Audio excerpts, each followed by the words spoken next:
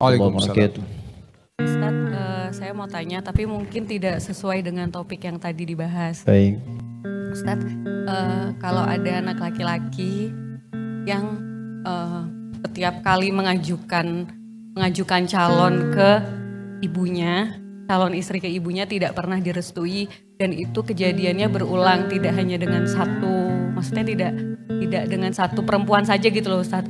Calon A tidak direstui, kemudian mengajukan calon B tidak direstui, yang C juga tidak direstui, tidak kunjung direstui. Kemudian apakah lebih baik si anak laki-laki ini memilih lajang seumur hidupnya karena tidak pernah direstui sama ibunya, atau menikah tanpa restu ibunya sampai menunggu ibunya merestui dengan berharap ibunya lulus suatu saat nanti gitu Ustaz. Makasih Ustaz. Assalamualaikum warahmatullahi wabarakatuh. Waalaikumsalam warahmatullahi wabarakatuh. Saya kira ini masalah teknis saja. Oke, baik. Yang pertama begini, ibu itu dalam konteks kehidupan kita berada di atas segalanya. Berada di atas segalanya. Karena tidak ada satupun perbuatan anak yang bisa membalas perjuangan ibu mewujudkan anak itu terlahir, tumbuh, berkembang, dan dewasa. Gak ada apapun yang bisa dinilai. Ya, jangan bandingkan pemberian Anda yang mewah bisa membalas baktinya ibu, gak bisa. Gak bisa. Ada seorang berkonsultasi pada sahabat Ibnu Abbas radhiyallahu taala anhuma.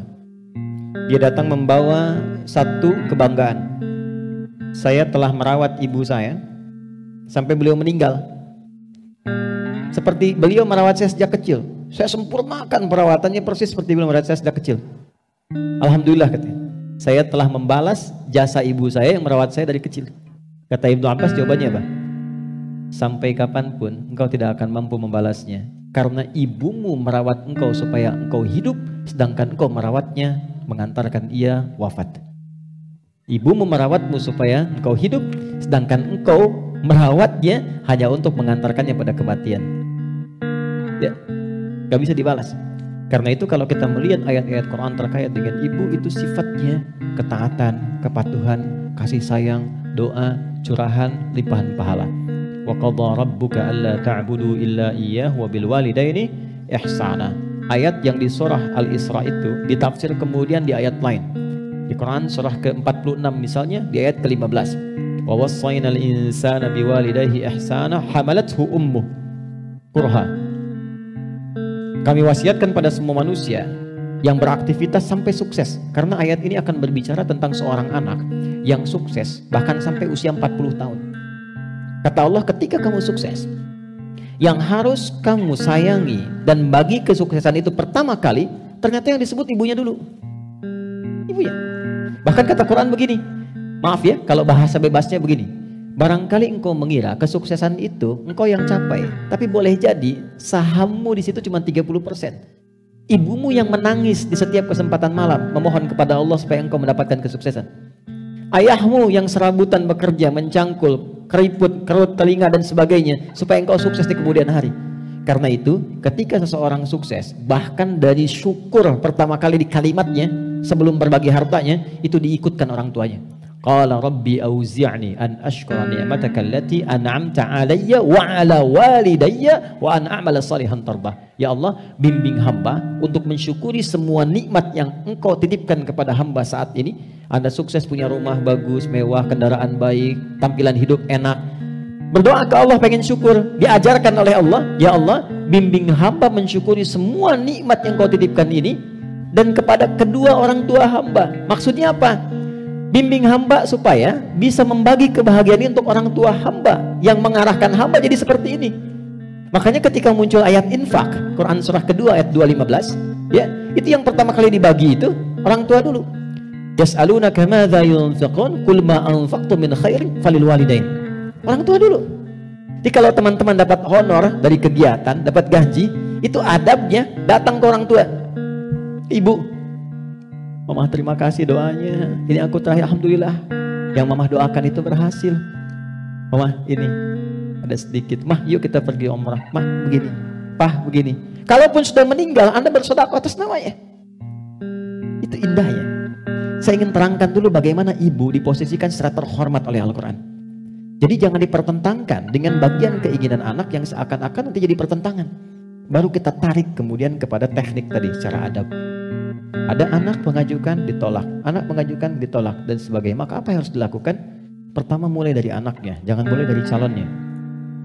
Quran surah 16 ayat 125. Mana tulisannya hilang? Balik ya. Papan tulis boleh asal jangan hati yang kebalik ya. Quran surah 6 ayat 125. Ini ayatnya dulu. Nanti saya ceritakan kisah indah di balik ini. Ud'u ila sabili rabbika bil hikmati wal mau'izatil hasanati wajadilhum billati hiya ahsan. Jika ada orang yang belum mengerti dengan kita atau bahkan belum paham dengan petunjuk Allah, apalagi kalau itu misalnya dihadapkan dengan keluarga, apalagi orang tua, maka yang pertama, ud'u ila sabili rabbika bil hikmah, terangkan dengan cara yang bijak. Apa itu hikmah? Apa itu hikmah? Gambarannya begini. Saya mau tarik ke dalam dunia dialog dulu ya dengan orang tua. Teman-teman, dialog itu begini. Ada lisan ke lisan, ada lisan ke pikiran, ada lisan ke hati. Kalau lisan ke pikiran, jadinya diskusi. Tapi kalau lisan ke hati, jadinya perasaan. Maka kalau ada orang yang merasakan terlampau dalam, maka masuknya jangan pakai pikiran, masuknya menggunakan perasaannya lagi. Karena hati hanya akan menerima bahasa hati. Sentuh ia tepat di hatimu, maka ia akan jadi kayak kurang lebih begitulah. Baik. Jadi ibu itu sikap perasaannya begitu tinggi karena itu disebut ummun. Ibu tuh luar biasa, apalagi kepada anak. Dan biasanya rasa itu cinta dan perlindungan. Saking cintanya, kadang udah tahu anaknya mau ke pesantren, udah daftar, udah diterima, sehari mau nganterin, pikir-pikir dulu ya. Di jalan masih nangis, nyampe sana masih mau nginep nemenin sepekan. Karena ada rasa gitu. Nah, itu normal.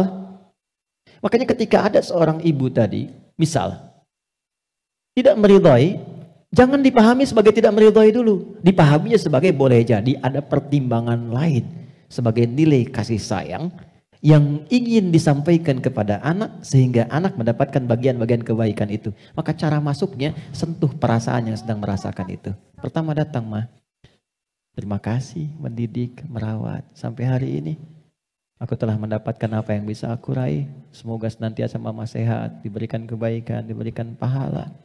Dan mohon maaf, sampai hari ini belum bisa membalas kebaikan-kebaikan. Mohon bisa dibimbing, mah, supaya bisa lebih baik membahagiakan mama. Ya insya Allah, gini. Nah itu mulai cair tuh. Anakku gini, mulai dipeluk, mulai nangis, kadang mulai gini.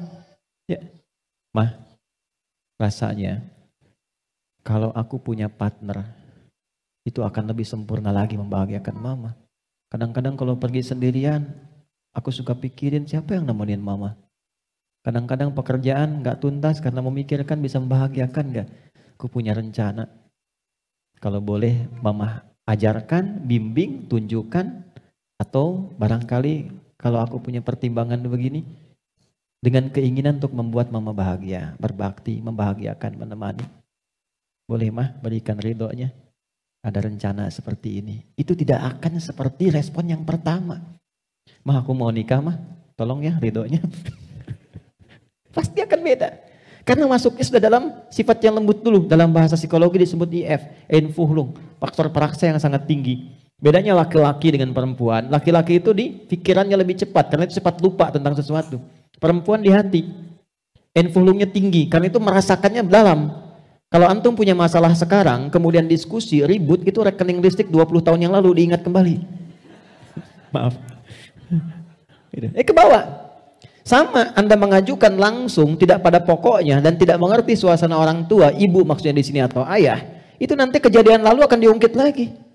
Mama yang ngandung kamu, apa nggak lihat begini? Mama kan tahu kamu begini. Nah muncul lagi semua. Maka masuklah pelan-pelan ke situ. Yang kedua bersabar. Menikah itu butuh kesabaran, karena dia adalah proses.